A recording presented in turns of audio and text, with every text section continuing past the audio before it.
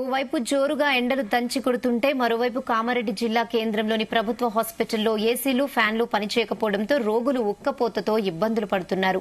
జిల్లా కేంద్రంలోని ప్రభుత్వ హాస్పిటల్లో రోజు వందలాది మంది రోగులు చికిత్స నిమిత్తం జిల్లా నలుమూలల నుంచి వస్తుంటారు. హాస్పిటల్లో మాతా శిశు సంరక్షణ, అత్యవసర చికిత్స విభాగాల్లో ఏసీలు, కొన్ని ఫ్యాన్లు పనిచేయడం లేదు. మాతా శిశు సంరక్షణలో బాలింతలు, చిన్నపిల్లలుండటంతో తీవ్ర ఇబ్బందులకు గురవుతున్నారు. కొంతమంది రోగులు తమ ఇంటి నుంచి సొంత టేబుల్ ఫ్యాన్స్ ను తీసుకునొచ్చి ఉపశమనం పొందుతున్నారు. మరోవైపు హాస్పిటల్లో తాగునీటి సమస్య కూడా తీవ్రంగా ఉందని, వాటర్ సప్లై సరిగా కాకపోవడంతో బాత్రూంలోకి వెళ్లేందుకు కూడా రోగుల కుటుంబ సభ్యులు ఇబ్బందులు పడుతున్నారు. వెంటనే పాడైపోయిన ఏసీలను, ఫ్యాన్లను రిపేర్ చేసి బిగించాలంటూ రోగుల కుటుంబ సభ్యులు డిమాండ్ చేస్తున్నారు.